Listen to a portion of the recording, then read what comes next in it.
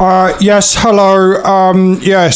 This is Rory Bavori, and I've been listening a lot to all of the content from the Danger Club podcast, and I can tell you I've really enjoyed it. It's been very heartwarming, very dramatic, very sometimes very interesting, and it's opened up a lot of doors for me. I don't know about you, but anyway, the Danger Club podcast is very good. I wanted more content though, and so I subscribed to their Patreon, and when their Patreon dropped, I realized that there was more content for me to indulge into. So you can do that too if you want to do that as well. You could just go over to our to their Patreon. I'm not part of the Danger Club. I'm getting rather confused because sometimes people get confused. I've been Rory Bavori. Thank you very much for your time. It's really appreciated, and thank you very much again. I know I've said that once, but I'll say it again. Goodbye. Okay. Very good. Very good. Previously on the Danger Club podcast. It spends one action to swallow Folton whole. You silly bugger. And then its stomach just explodes. I thought they smelled bad on the outside. Borash has done well to hire all of you as his guards. I grab a handful of rations from Karagor's pack and throw them. Oh, I like that. She takes up a brown box and shoves it back into her bag. Oh, goddess, thank you. I'm going to cast Cozy Cabin. Armpit meat. The adventure continues now. So currently, Holly is downstairs and she has Oaken's penis in a tube. She's trying to get a urine sample because his feet are swelled up. That's just a funny thing that's going on downstairs. I'm up here recording. She's down there holding our son's penis in a plastic cup. I mean, just weird times that we're living in. These stories are great. You never know where they're going. And yeah. They're not really going anywhere. This is me venting, this is therapy for me now. They always start off so chill, and Drum's always like, so I was taking a walk the other day, and then ginormous huge genitals, and then they just arc sideways so quickly. Everyone goes, yes, a nice long walk. Oh yeah, whoa, bollocks. Oh, what bollocks came out of your eyes? So I saw my loving wife, and she was so beautiful there, just standing there, and she had my son's penis in her hand. And just sticking it in there. Thanks, guys. Feel better. Oh my goodness, your life has not changed much, since the rave days, has it? The level of story is about the same. It's about two specific tiny people now, and it all happens in your own house. Yeah. It's great. I don't have to go anywhere now for the craziness, man. It's all right here. I cannot guarantee that the story we're going to hear today will top that one, but we'll certainly try. Hello, everyone, and welcome to the Danger Club podcast. It's got disappointing reassuredness that some point we're going to have to do that kind of thing to Folton at some point. It's not far off. We've already had to butter him up. Do you know what I mean? And wash him down as well. This is why Shania is becoming increasingly motherly towards him. I can feel it, it's just that strong parenting instinct, man, wanting to look out for the guy. And Jan Jam as well. You got him. And Jan Jam, you're right. Yeah. What happened to him in the fight? He declared himself to be Velders, and now he's declared himself to be Shania. Yeah. Well, Beelzebub said, "Look, go with that guy," and then probably it went from everyone's memory. So. Yeah. And to be fair, Shania does have a parasol, so she wins that. That's true. Given to her by Karagor, of course. But I'm not sure she's given him the proper. Well, she did at the time, didn't she? Gave him a nice thank you. That's fine. You don't want to oversalt it with Karagor. He's not overly great with being that up front. Unless it involves some kind of wrestling, then that's fine. Right. Okay. And you also called her your girlfriend. Yeah, Karagor said, my girlfriend's... What was it? My girlfriend's... You say monkey. Get your hands off my girlfriend's monkey. Oh. Is that the first time he said that? Oh, did he? I don't recall him saying that. Interesting. Well, you'll recall it when we did the listened to last week's episode, you would have heard it. Yeah. I mean, we recorded it 10 minutes ago, so like... Yeah. And Candice is definitely going to be on the Discord going, wait, did he just say girlfriend? And then Candice could then play the I don't want to wait for our lives to be over. What it means. Was it? Well, maybe Karagor was saying, "Get your hands off my girlfriend, monkey," and so maybe there's something going on there between Philippe and Karagor. You know, that would be a twist. A real love triangle. Yeah. It's always been about the monkey. It's the warrior bond, the unspoken silent warrior bond between Philippe and Karagor. He did give you a knowing nod as well. Philippe did some cool stuff, I thought, in that fight, and gave us maybe a little taster of the stuff that he is capable of when we don't see him, you know, that makes him create criminal gangs and try and justify your a familiar's off-screen empire. Bell doesn't do that with Jin. One time Jin cast a spell, so now he rules a kingdom. Hey, most of that is Dan. Come on, man. It's true. It's very good. Yeah. Jin has a spin-off series as well. It's just a bit more like Frasier. Yeah, I think definitely. I'm surprised. Frasier's coming back, isn't it? We shouldn't. Sorry, is it? Yeah, it's coming back. Crazy. Gets excited about that. No, I don't think it's it. Well, I won't go into it. Yeah, but it's like when they make things when they make comebacks of shows, 10 years later or whatever. They're never really that good, are they? When they make a Christmas episode 10 years later or from, it's never really that fun. They have to explain so much. Talking of what? Well, I was going to say what usually find with those series is it just reminds you how long ago Frasier was. Because you're like, I think that was only about 7 years ago, something like that. And then you look at some of the episodes, more like 20, 25 years ago. And you're like, talking of which, old stuff I used to love that's got new stuff happening, Coming to America 2. Anyone seen it? I have. No, I met someone who has, and they said it was really bad. Yeah, I've heard just bad just things. a level. She said a level line with a couple of blip every now and then. Apart from that, it was like wow. Eddie Murphy and what's his name? Arsenio Hall. They look tired. You know what I mean? It's like they're going, okay, come on. We can do this. Do you know what I mean? Literally, I'll tell you who comes off well. Wesley Snipes. Wesley Snipes is legendary. He's every time he's on screen, it's electric. Is he back? Is it because he's aware that he might well get another shot at Blade because of the MCU going the way it is? I wouldn't be surprised, He was so bad to work with, though, during Blade. There was times where he would just do dialogue. Really? Yeah. And he would just do dialogue to no one. And he didn't want to be on set. He would only be referred to on set as Blade. He wouldn't be. He wanted people to refer to him as Blade. Yeah, he was a massive dick to work with. Christian Bale does shit like that all the time, and he got people to refer to him as Batman or something when he was on set. Did he really? That's a very method acting style. Actually, I don't think that's too much of a dick thing to do. I don't. The stuff as an actor, I wouldn't necessarily do it. Everyone that was on set, like Ryan Reynolds and the other people in Blade Trinity, they said that he was really hard to work with. And let's be honest, if you can't work with Triple H, you can't work with anybody. Yeah, exactly. I was going to say, yeah. I mean, at least, Daniel Day-Lewis made his wife call him Abraham Lincoln for 6 months. Yeah, I mean, offset. Hey, it's a legitimate fetish, James. All right. Hey, there's a really nice bit in Coming to America. The second Coming to America, and it's at the end in the mid-credits scene where John Legend sings the song from the first movie, and that is just amazing. Like, he is so amazing. The credits are the best bit about the yes, I would say so.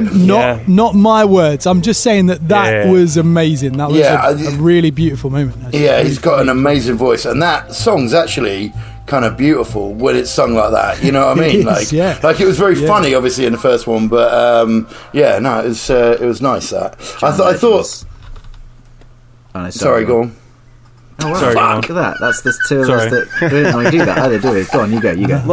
Okay. I was just going to say, like, the only other bit that really hit me, and it was King Jafar's. Spoiler warning. Spoilers. Yeah, spoiler warning. It's literally just come out on Amazon Prime. All right. Well, it won't have by the time this comes out, though. It'll have been out for ages. Nice. Yeah, true. Spoilers. However, this is a controversial opinion. The original Coming to America, it's all right. It's really not even that great a film, I don't think. I think people hold it up as being better than it is. When you rewatch it, you're like... Yeah, that's fair enough, but like I think it's legitimate that as a kid I thought it was one of the funniest things I'd ever seen. You know, and it's noteworthy. It's got a very early appearance by Samuel Jackson as the crazy guy who goes in to rob the MacArthur's or whatever the name of the restaurant is, and he's there. It's like Samuel Jackson. Like it's a tiny role, but well, doesn't he know that film is like where his life kind of turned around, because before that he was having a bit of a bad time, wasn't he? He only started getting into acting around that sort of time in his life, and he was mid-30s, mid-40s maybe. I feel that Eddie Murphy just needs to... I feel that Eddie Murphy just needs to just stop like doing movies now. Just maybe try and go back to his roots of stand-up, you know? Like, which was terrible. Well, he's actually awful doing that. Stand-up, man. He's actually going back to doing stand-up, and he got good reviews for his... what was that movie he did? It was the one that was about one of his idols. Was that the Netflix one? That's right, yeah. I mean, that was pretty good. That was all right, that. Yeah. I haven't seen it, but it got really good reviews, really good write-ups. So. Yeah, no, that was a genuinely good movie, and that's what he should stick to, really. But he wanted a payday, didn't he? I guess so. John Legend's got a lovely voice. Yes. Sorry, I was waiting to say that. I was talking about John Legend. I was like, the conversation went thick and fast. John Legend's got a lovely voice. Ryan Reynolds is in no place to judge anybody else's acting techniques or abilities back when he made that film, because this was before the Ryan Renaissance. Again, he was terrible and shouldn't have been in films back then, so he wasn't allowed. But Wesley Snipes may be a problem to work with on set. I don't know if he is or not. But I have heard that his fight choreography and his dedication to that kind of stuff is amazing and outstanding. He did a lot of stunts himself, and you can actually see his face in it himself. But where will the blade cut this episode?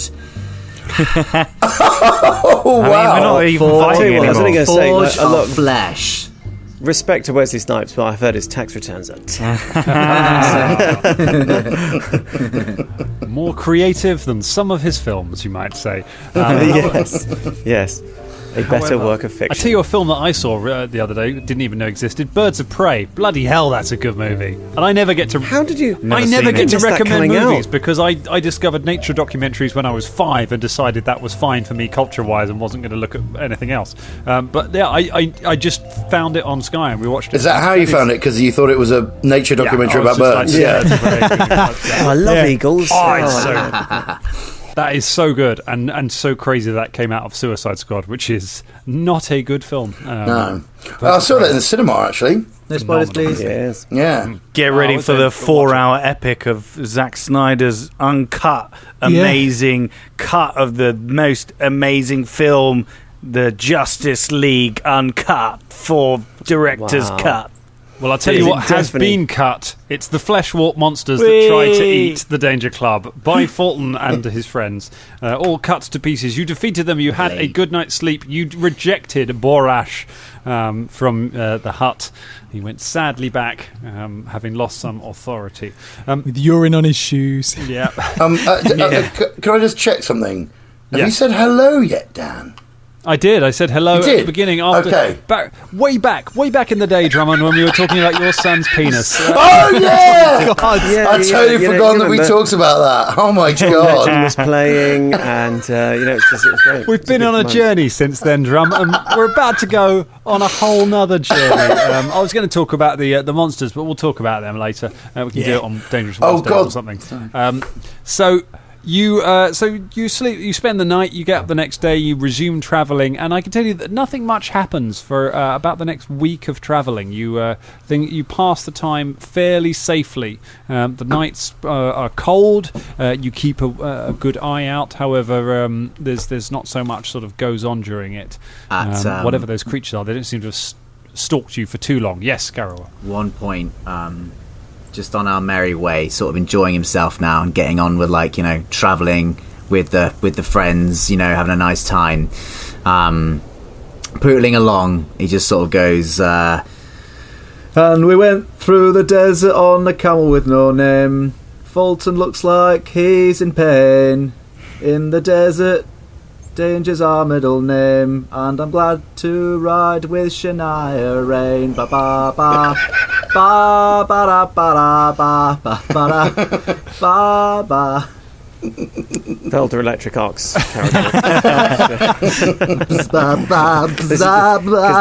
This is probably about the 50th time he's sung this song on repeat. There's 2 whole episodes to get that in. It really is. One of those nights, Folton and Bubba's cozy cabin, I believe we're going to turn it into sort of like a little party. Everyone's invited, everyone comes round, dances a little bit. We're all going to bang on the pots and bang on the walls and make like a little dance. I don't think I think everyone is invited bar what's his face? Bar that man. Yeah. I mean, you've got to say his name properly, otherwise he's coming in. Well, I'll be the like if he knocks on the door, I'll open it. Bolton's the bouncer. I mean, we can play this out quickly. Oh, I think we should. So this is a good week and a bit into the trip. So you're well into the desert now, into the wasteland, and you throw a party in the tiny hut. Everyone's come in. That's it. And you come. That's it. Yeah, go over there. I've put there's a bed if you want to sit down. We're going to dance. Into come dice with me. Yeah. A gnoll with a moustache arrives at the door. Fulton, make a perception check. That's a natural 1. You have never. Don't worry, I'll be the bouncer. You've never seen this gnoll before in your life. I am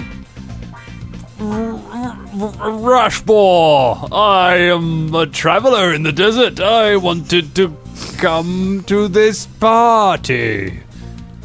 He looks on his hand and goes, but your name's not on my list. Is there anything written on Fulton's hand? No, there's not. There's just like dirt and stuff. He turns back to Bubba. Bubba, there's a man here. He's what's your name? Rashbor. Rashbor. He said I've never seen him before. Peering through the crowds. What roll do I need to make to see if he's tricked me? Check. No, there's no need to ask anybody. No, slam the door on him. It's that weird fella. How could you? The moustache falls off. It's you. Are you going to tell me? Are you going to drop the act yet? Oh no, Borash doesn't even know. Borash came up with so many layers of backstory to be this character that now Borash doesn't even know who Borash is. Okay, well, you sit out here until you do, and then when you do, and you stop calling yourself Borash, and you drop the accent and stop putting on a voice, then you can come in. So literally, you stop being yourself. I want you to be this is like a milky version of yourself. You shut him out. The music plays, and everyone else is having a nice time. Dan, you know that big sack that them monsters had a while back. Yeah. Can Karagor have kept that big sack? Because it's like a bigger sack. It's like the bigger sack than the one he put Min-Max in. It is. Yes, it is a big sack. You may add big sack to your inventory. Can I just like as Borshta gets just rejected from the tiny hut party, I just look at the sack and then look back at him and see if he'd like just size it up, see if he would fit in it. Oh, he definitely wouldn't fit in this sack. Actually, I don't know. They got 3 people in it. Yeah, maybe. Oh. But like, he's significantly bigger than you. So yeah, he is. Once you had him in the sack, like, you're not quite sure what you would do with him once you had him in the sack. No, like So Shania sees Karagor with the sack, looking at, what's his name again? Borash. And sidles over and says, so you are looking to get Borash in the sack, yeah? I really want to put him in the bag, Shania. I really want to get him in the bag and drag him around. I don't know why. I'm just compelled to. I feel like it's still exciting. Oh. Yeah, no, I feel you. She puts an arm sort of on his shoulder and starts sort of rubbing his neck and goes, yeah, I feel it, yeah. How do you think we should do this? Amazing. Like, if we just, trail him for a bit till he thinks he's safe. Just so he's got the last lingering knowledge of what he tried to do in his mind. Yeah. And then if he just stops, and then I just pounce on him from the dark and just scream loudly, get the bag! Oh yes, we should do this right now. Let's go. Oh my god! Wow. Can we go and capture him and release him into the wild? Also, this is weird because we're on the Zoom and all we can see is Drum's profile picture, which is just his face while he's going, yeah, let's fucking do this, yeah. Yeah.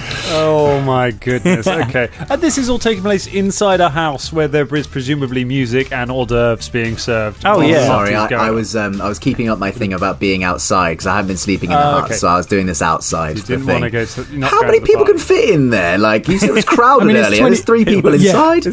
It's pretty crowded. It's only 20 feet by 20 feet, so we're really like we're dancing up against each other. It's like dirty dancing up in here. Oh, I miss parties. Yeah. So you've got lots of people crammed in having a party while you're outside. So meanwhile, inside the hut, Matala is there with who's inside? It's Velda and Bubba. I wanted to thank you again for what you did on the first night. That could have been really badly for us. Oh yeah, that's our pleasure. I mean, it wasn't really pleasurous being inside one of those things' mouths or anything, but I'm grateful to be alive. That's the thing that I took from it. I certainly am after this. And she, the dwarf comes over with the frizzy hair and gives her and hands her a drink. Philippe is mixing cocktails in the corner. Says, so what are you heading to Kibwe for? We are looking at making some business, trading and such.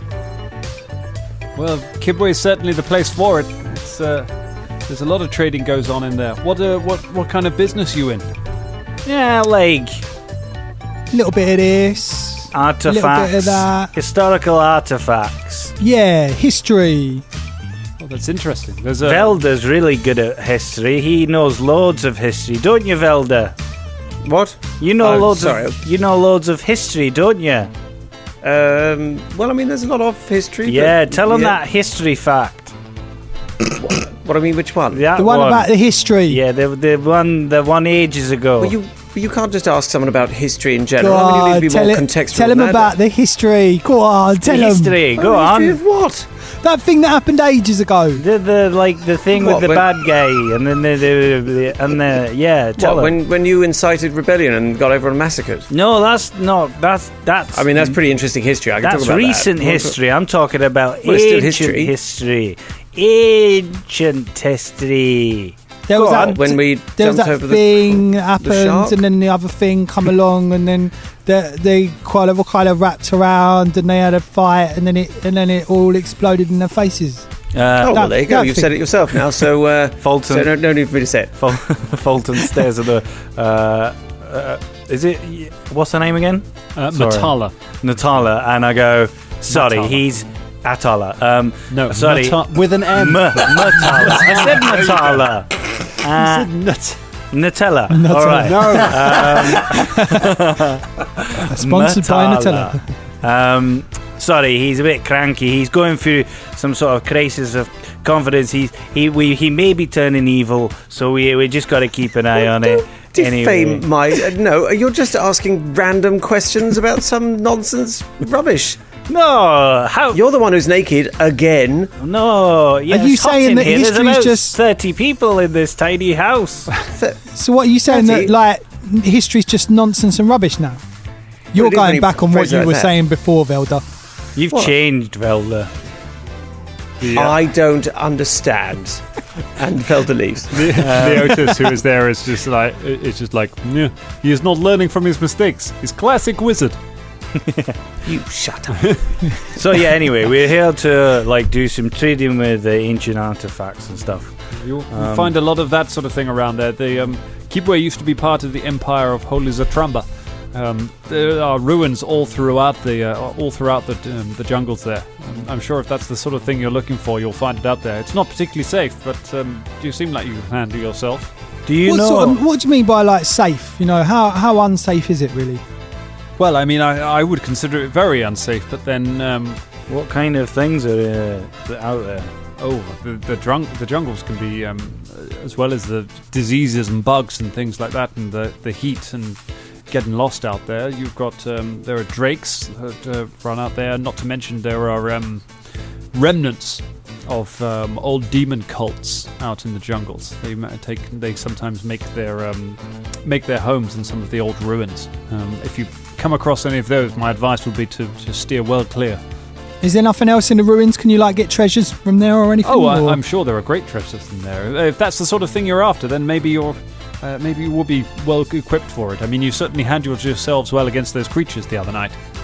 Yeah, I mean, we killed a couple of drakes before. That doesn't really bother me. So, do you know anyone in the city that knows about ancient artifacts and things around the area? I'm sure you'll be able to find somebody in the markets. There's pretty, like I say, in Kibwe, there's pretty much anything you can look up there. I'm not sure the city council would really know anything about it, but yes, you might be able to find something from asking around the various vendors. All right, well, thank you. What are you doing? Sorry, what are you doing in there? I'm a porter for the trade consortium, so my companions and I are just bringing supplies in from Quantium to deliver to the caravan house there. How often do you get attacked by these flesh things? This isn't the first time, I have to say. It's happened a couple of times before on journeys across. That's why it's always important to have caravan guards. I was quite nervous when Borash wasn't going to hire any to start with. I think he wanted to save some money or something. Yeah, he's a bit of a weird one, that bloke, isn't he? Yes, he's a special one, that's for sure. But nobody knows the desert like he does. Is that right? So yeah, I'm glad. We should probably keep him around, even though he's a bit of a dick. We shouldn't, we shouldn't get rid of him or anything. Well, I'm glad none of us have had that idea. Yeah. We'd certainly have trouble finding our way across the desert without him, but, well, as long as we all do our jobs, I'm sure we'll be able to look after each other and make our way across. Meanwhile... Karagor and Shania. Get in the bag! Get in the bloody bag! Get in the bag! Shania is forcing him in the bag, going, "Yeah, come on, that's it. Into the bag! Into the bag!" You are going to try and put Borash in a bag, are you? Yep. Okay, so first things first, you're going to need some stealth checks to creep up on Borash as he sleeps in his tent. Okie madokies. Didn't he just leave the party though? Yeah, he walked away for. So you're not going to wait till he's asleep. You're going to wait till he's him back until because it'll get harder to get in the bag if you have to go into his tent. See if he's upright and walking, you can just. I thought it through, mate. Thought it through. I did. So are we still doing Are we still doing stealth though? Still doing stealth because you've got to creep up on him. Yeah. Unless you have another way of getting close. 28. To an open bag. Oh my god, no. 17. Oh gosh. Okay. As you're creeping forward, he suddenly stops and just turns around and sees Karagor following him. He does not see Shania. Shania, you duck behind you duck behind a tent. He turns around and goes, you are following Borash. Fuck's sake. Borash knew something like this may happen. Yeah, actually, you're right. You got me. There's this thing I want to try with you. While he's distracted talking to Karagor, Shania creeps round behind him and signals Karagor to get the bag ready. At that point, because you were doing the sneaking, I legitimately thought you had the bag. So right. Like, shit. Oh, right, yeah. Oh, sorry. Shit. Oh, I gotta fucking do it. Oh, shit. Fuck. All right. So then, I just walk up to him and I go, "Hi, there's this new thing I want to try. It's quite exotic. You might not have tried it before." Borash has tried many things. Shania taps him on the shoulder, so he turns round. He turns around. He goes, Borash is interested. And then as soon as he turns around, I just go, "Have you ever tried? Get the bag! Get the fucking bag! Get the bag!" And Shania tries to push him into the bag and. Oh my One goodness. day we'll start the slithering. One day. Oh, shut up, you, Mr. Naked Coconut Ass Cheeks. All right? Finding out information about a fake cover story that we're not even doing that. Yeah. Naked in a 30-person party as well. No, I'm fully aware that I'm to blame as well. Shut up! Let me put someone in the bag. Fair play. Beelzebub's already halfway through the slithering without realising it by this point. As soon as you were gone. Right. Athletics check. Cool. 50. Yes. 25. 25.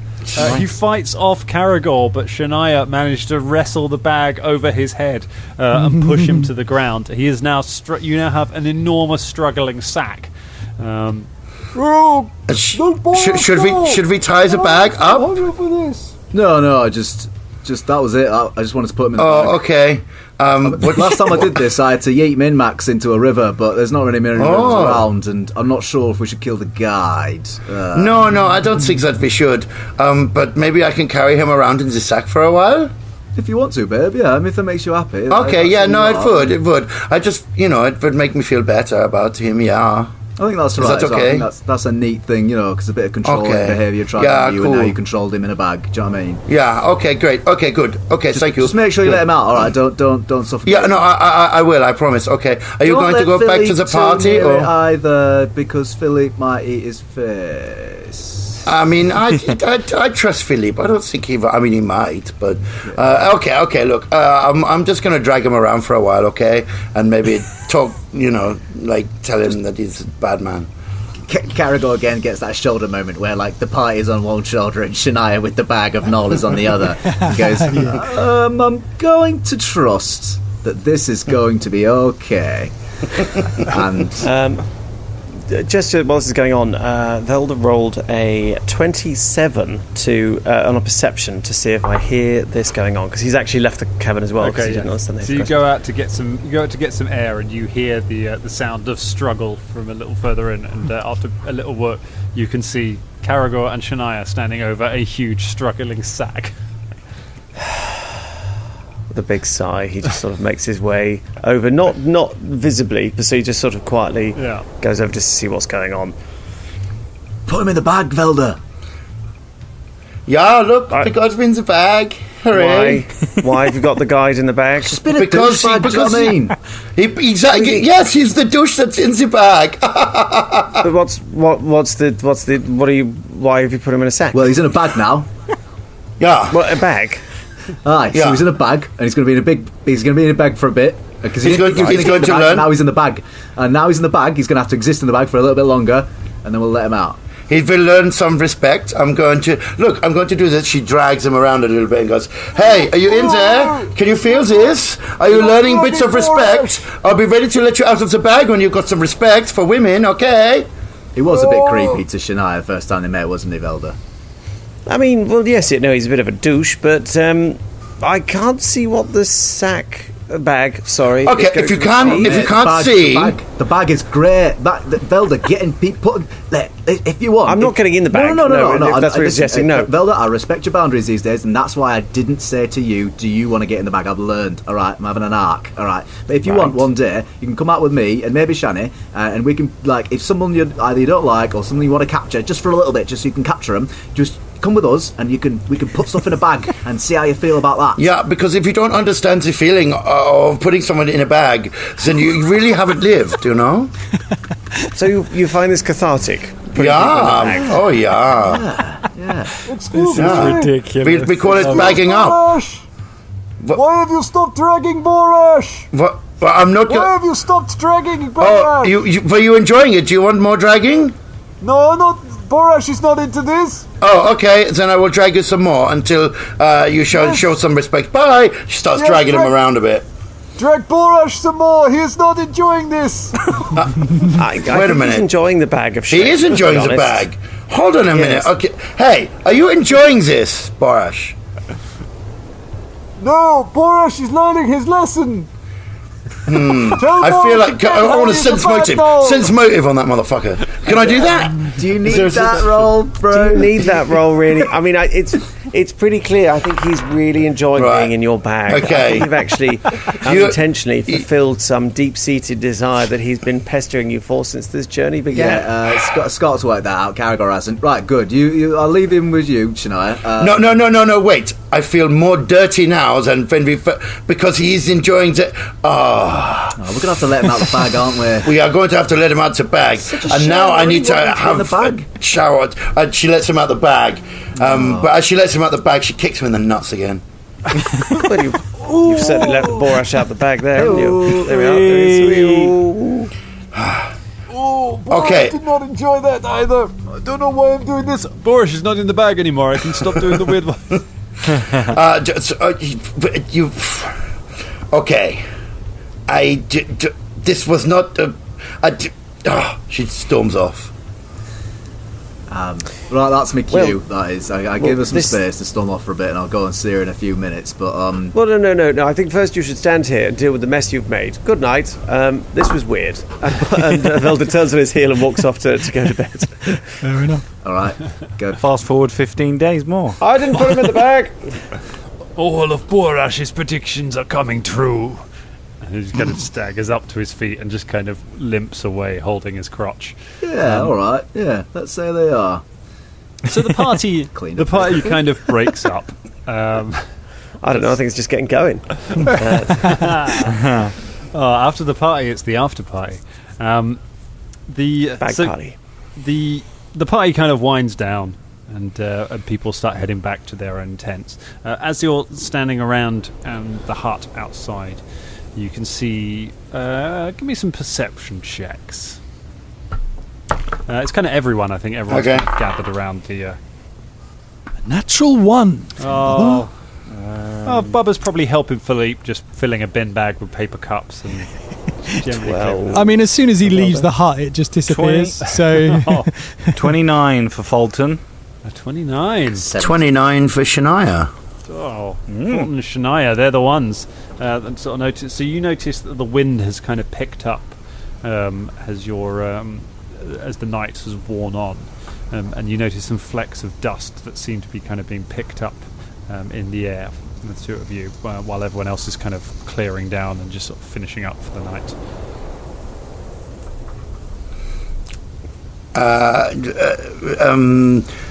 Shania asks one of the other people who've travelled through the desert before, or maybe the lady, what's her name? Matala. Have you noticed the wind, this bits of dust? Has this happened before? I feel like there's something coming. She looks up. She says, yes, it's there are dust storms out here.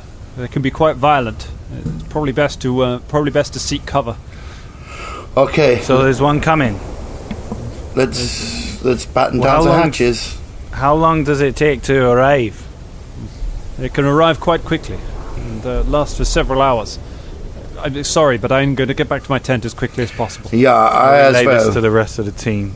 she hurries back with the dwarf and the human, and they go back to the tents. You gather everyone and tell them. Yep, Velda's like, right, well, go off to my tent then. I'll go in with Bubba in his In the hut. Well, actually, is it kind of hurricane force? The wind is certainly picking up quite rapidly. Right. Okay. Well, this can withstand hurricanes. Cool. So anything more than that. So everyone can. There is space for people to bunk on the floor and stuff. There's room for 5 of us. And 6 of us with Philippe. Bubba, would you mind? I'd quite like to take off on that third bed if no one's using it. Build up. It's yours. Hooray! Karagor, Shania, you're welcome to come on the floor. Okay. Shall we go in here? Yeah, I'll sleep on the floor like a dog. Yeah, okay. I like that. Let's go. You sure you don't want to? You could get in the bag. That might, Do you know what, Velda? You don't understand the bag. You don't get to talk about the bag, okay? Fuck you, Velda. Do you want to get in the bag, Velda? No, I don't want to get in the bag. I want nothing to do with your bag. Then stop talking about the bag. You can't talk. You cannot talk about the bag, okay? Only we can talk about the bag, okay? It's not your thing. It's our thing, okay? If you mention the bag again, I slap your face. We offered to make the bag your thing as well. You could have been part of the bag. Do you want to be part of bag? We wanted to let you into bag, but no. I don't want to get into bag. I don't want anything to do with bag. Well, that's clear. It's clear now. Yeah, well, excuse me while I sleep on the floor like a dog. Yeah, and if you mock the bag again, okay. Look, you're bringing bad vibes into Folton and Bubba's cozy cabin. Sorry, Can we talk about the bag? Apologies, we didn't mean to. Talk about the bag if you want to. It's all right. I'd be very cautious rules. to talk about the bag. The bag is mysterious, and I don't understand its ways. So it's a good thing that Philippe has an action of his own now. So Philippe opens the door and comes into the cabin as well as the winds start picking up outside. And you all kind of gather in the cabin. This is a useful spell to have, Colin. This is a good spell to have for this situation. As the wind starts picking up and howling, and the glass in the windows just starts rattling, and very soon you just lose sight of the rest of the campsite. It's dark anyway, but even those with dark vision lose sight of it as dust just swarms in. Oh, I thought you were going to say we went full Wizard of Oz and we'd taken off and we're just sort of flying off. And on a witch, you get a Strix for monkey birds. You can actually do it, but we're not doing it this time. Yes, it feels kind of, it's kind of cozy, I guess, kind of, because you're in a warm hut looking through the glass at just this storm raging outside. Not dissimilar to how it was in London last night. It was super windy parts of London, so you can just see the dust just whipping past the windows, and you're very glad to have this space. So it is cramped, but you are at least able to rest and not be fatigued from it. On the inside, just as that's going on, before we'll kip off, Karagor just raps the indoor wall with a knuckle and looks at Bubba and goes, "Bubba, I am just a simple Horrock, and I know little in the ways of arcane magic. How did you make this with music?" Do you know, I don't know. Just something I picked up once. Yeah, just I'm able to think about a hut, make a hut. You know what I mean? That's how it works, really. So would you call this, I don't know, house music? Oh, yes! Wonderful. Yeah. So there you go. It's kind of I imagine a wooden little hut, and this is what comes up. Sort of like nice, isn't it? The vibrations into reality, mate. It's really impressive. Can you do that with anything? Think of something and it comes true. I don't know. Let me try. Yeah, I'm going to think of chicken.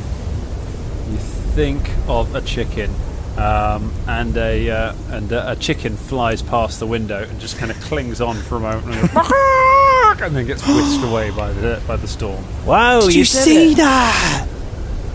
Right, I'm going to think of 1 million gold coins. You think about 1 million gold coins. There's a rumbling from outside, and the cabin begins to shake ever so slightly. And then suddenly just loads of dust and sand just crash over the top of the cabin and shake, and the windows kind of go dark as the sand covers it for a moment. And then the storm continues to rage. No gold pieces, sadly. Karagor realises he'd been holding his, just unconsciously his hand had dropped down to his sword belt, just at the thought that Bubba might be a wizard, and realises he's been clutching his weapons, and then just releases them and goes, "Oh, right, it's fine, it's not a wizard, it's fine. What did you say? Nothing, everyone's fine." So you pass the night. Sheltering from the storm. I can tell you that's a good thing. Even with tents, it might not have been a nice time to spend time out in that kind of level of wind and dust. But the hut protects you through the night, and as the sun rises, there's still a lot of dust in the air. There's still kind of this kind of red dust just hanging in the air everywhere as you kind of look out. Like the windows, you can't see anything from. They're just covered in dust. So who's the first one out? I'll go out first. Oh. It would have been nice if Bubba went out and then the thing disappeared and everyone just fell on the floor. But, I missed my chance. Yeah. It kind of needs to be one of probably either Folton or Karagor. It needs someone with a higher strength, because as you push against the door, it takes some effort to open the door because there's just piled up dust around it as you kind of put dust and sand as you push it open to get out, and you step out of the hut looking around, and you can just see this thick dust hanging in the air. As you squint and look out, you get a feeling that something isn't quite right. As you press a little further ahead, you realise that the campsite is gone. You realise that all of the other tents and camels are gone. I peer back into the cabin and go, did we teleport? Because the camp's not there anymore. Did you think about teleporting? No. I didn't think about teleporting. I did not think of teleporting. Yeah, No? definitely not. So there's nobody around. There's no campsite. What? What do you mean there's no campsite? Karagor sort of clambers past and clambers up out the sand wall and tries to get outside. Look. You clamber out. Indeed, the rest of the caravan appears to be gone. Okay. Oh. Wait, so Shania comes out, puts her goggles on. Maybe they are buried under the sand. Aye, yeah. We should dig. Let's have a look. Matala! Are you okay? Yeah, can we make a little perception check, see if we can see any bumps in the... No reply. Yeah, go ahead, give us a perception. It's 20. 20, okay. No, you find some of the remaining supplies from the campfire and things. You find that kind of bit buried under dust, but not like 6 feet of dust. You find the remains of the camp, but there is and there's no destroyed tents or anything. Is there a fire? Like a fireplace? There was a fire pit that was made. Yeah.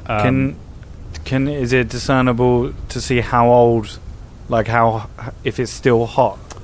Survival check to try and work out when it was last used. Oh, natural 20. Natural 20. Yeah, it was last used last night. You can tell that the... Do you know when it went out? Because you still, I mean, that's a pretty good roll. You reckon it probably went out around the time that the storm blew in. It was blown out by the storm. Bless him. You used some real good ranger logic there. You got a real high roll, and it was just that's just the obvious. Yeah, it was. Dan, so Yes. Velda would have left his tent up last night. He's just running the cabin. He's got 26 trying to look for it. He's just trying to see where he'd left it. And You find your tent still there. You find all of your camels are gone. But those of you who had tents, they are still pitched.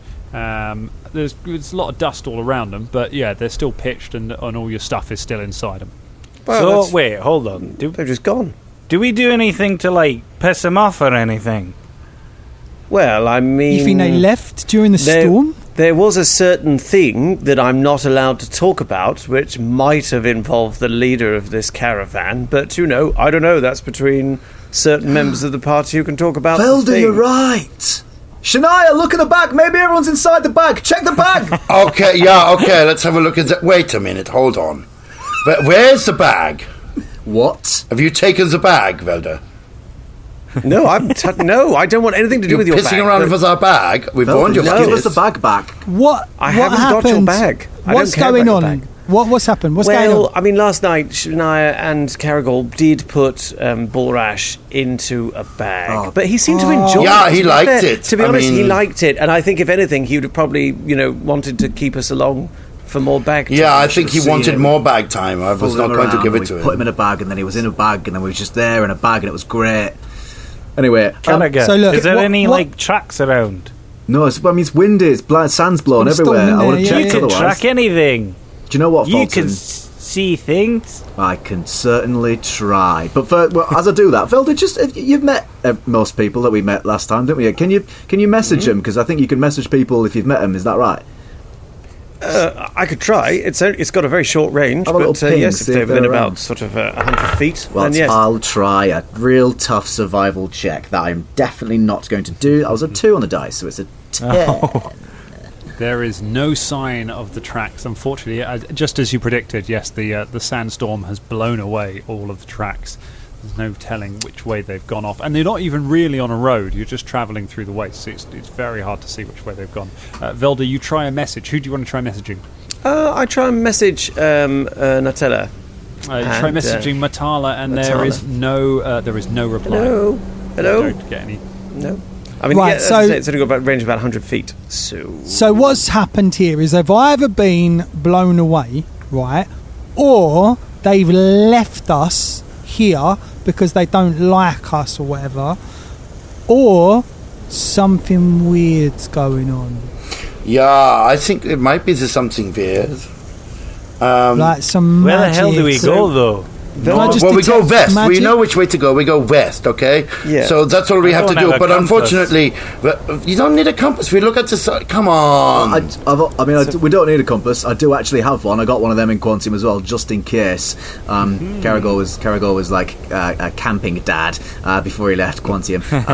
But also, like, we did come into. I remember first night, there was a bunch of people that tried to steal a load of people away. Now, it would have taken a mighty feat for them all to have been stolen in one night.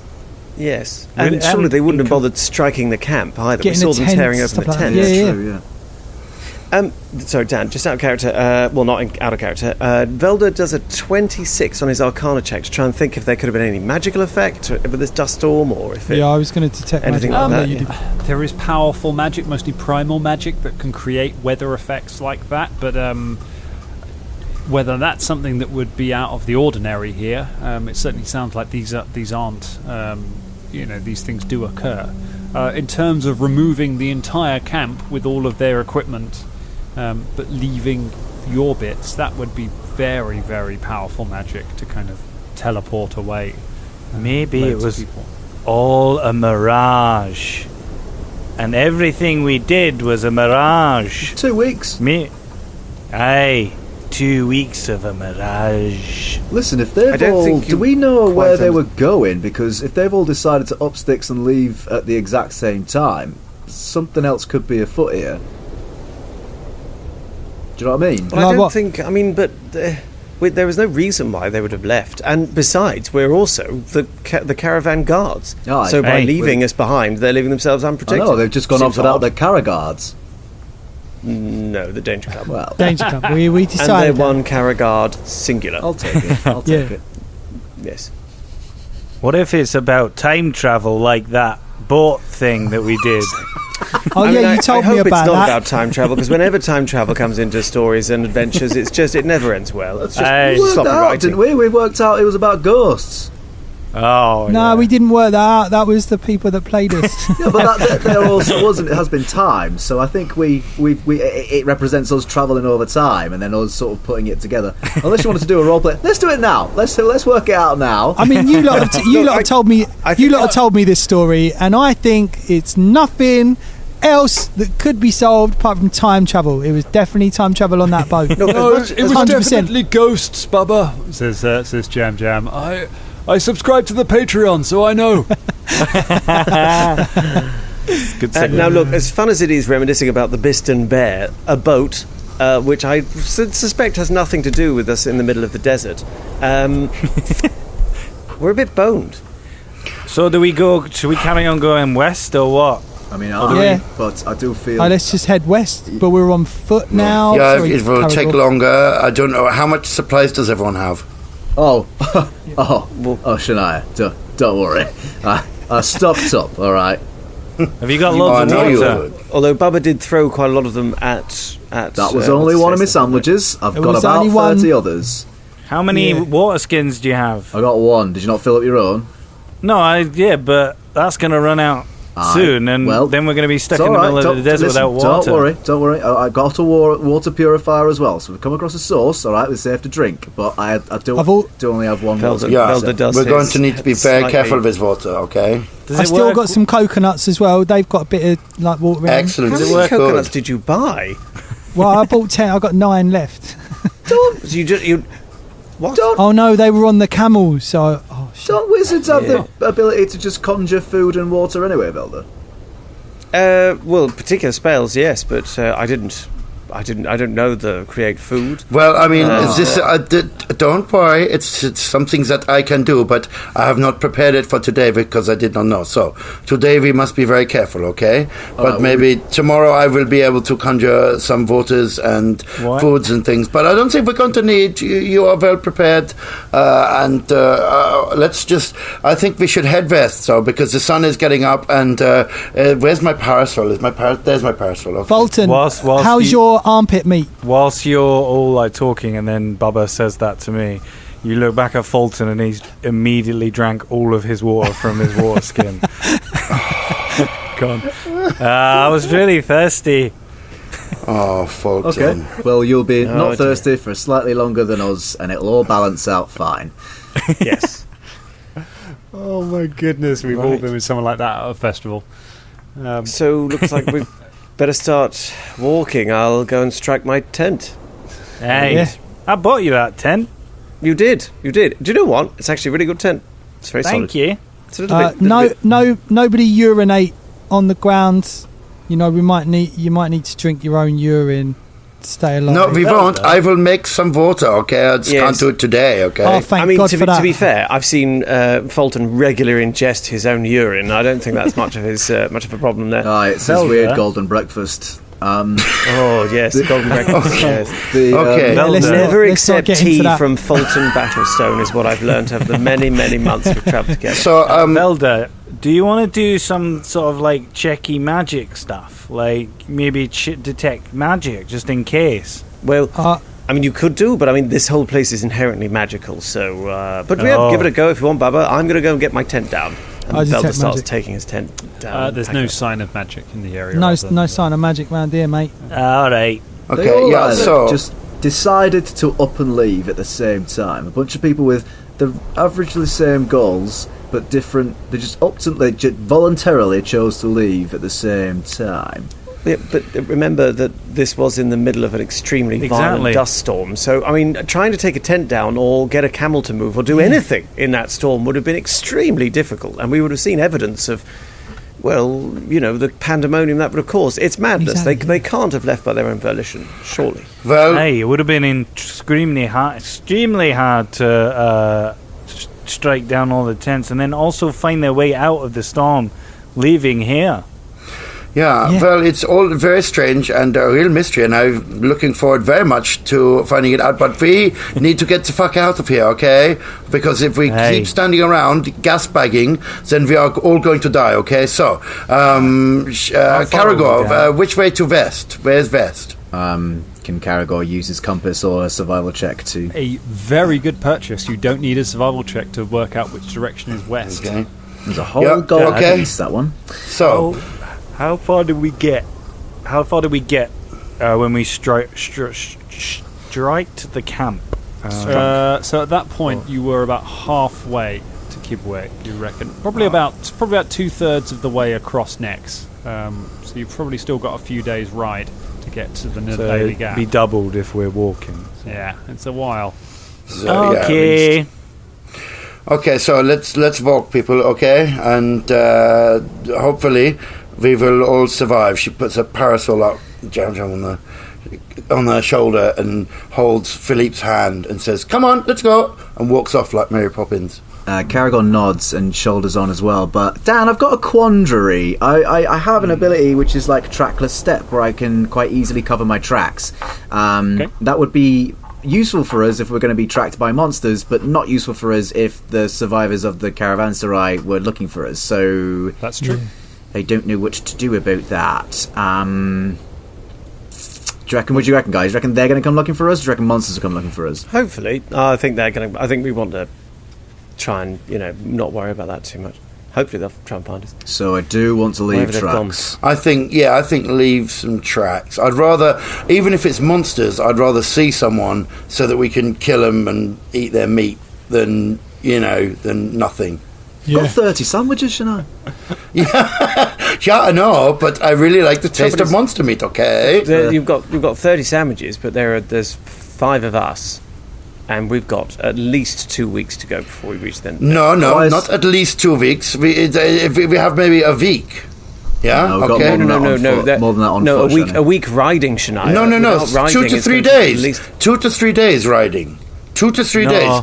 But wait, Dan, what did you say? I said you were 2/3 of the way through. Yeah. Right. And you said as part of a. So the whole thing was a 13-day journey. Yeah. And you're just over halfway there. How much? A week. So you got another. You probably got another. If you were riding, you'd probably have another 6 days. It's probably another 12 days. Right. Okay. Sorry, I thought you said 2 to 3 days riding. No. Not all of that will be in the desert. If you can reach the Nadaili Gap, you can get out of the desert. Okay. So that will help. And you just got a jungle. But yeah. Also, I mean, I got this lot. I got this supplies. Shania can create some food, and I assume you lot bought a couple of rations each as well. Yeah, we have rations as well. We'll be all right. It'll be the thirst that kills us first, and after that the sun, and after that giant fucking scorpions probably. Come on, off we go. Yeah. You heft. I'm thirsty. You heft your packs onto your back and you start making your way out. Bubba, as you leave, because you close the door of the hut behind you, you sort of it disappears, and the mountain of dust that was on top of it just collapses onto the ground. A moment later, Philippe pops out of the dust and just scampers after. I was holding Philippe's hand as we walked off. Oh, you've got Philippe. Okay, you hold Philippe's hand. You walk off into the desert, and the camera just pulls back and back and back and back at your tiny shapes just walking off into the massive desert, stretching out as far as the eye can see as the sun beats down on you. And that is where we leave it for tonight. Can I make a perception check on as the camera pans out? To see what other people are. Clever girl. On your drone footage.